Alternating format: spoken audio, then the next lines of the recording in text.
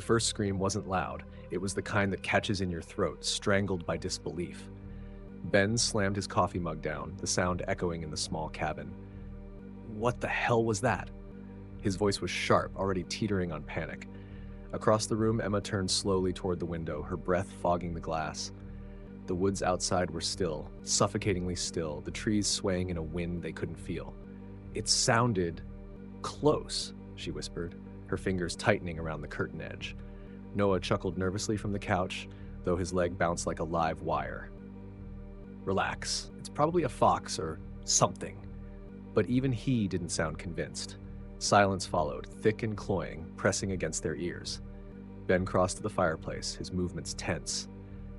"This is why I didn't want to come out here," he muttered, poking at the embers like it might drive the unease away.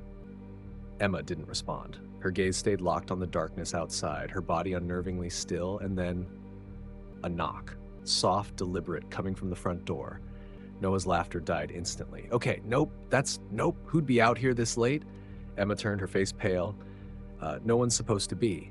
Ben grabbed the poker, gripping it like a lifeline as he edged toward the door. "Stay back," he ordered, though his voice wavered. The knock came again, louder this time. "Don't," Emma's voice cracked. "Don't open it." Ben froze, his hand hovering over the latch. "We can't just... What if someone's hurt? What if..." A third knock, harder now, more insistent.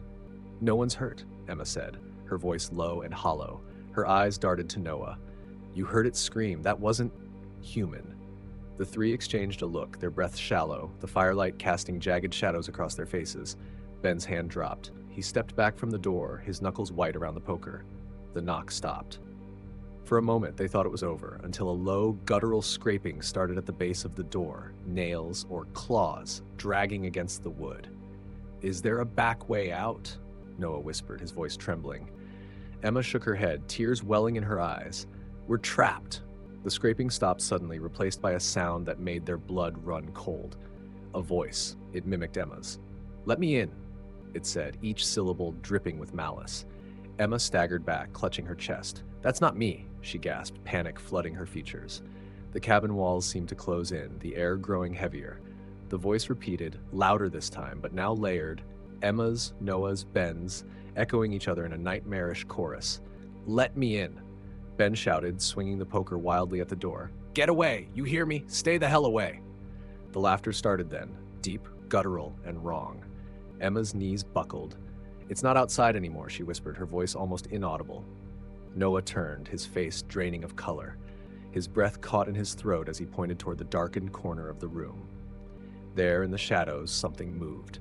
It stepped into the firelight, a grotesque amalgamation of twisted limbs and familiar faces, its form shifting like liquid nightmare.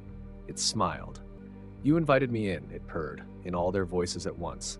The fire sputtered out, plunging the cabin into suffocating darkness. Their screams were the last sound the forest heard that night.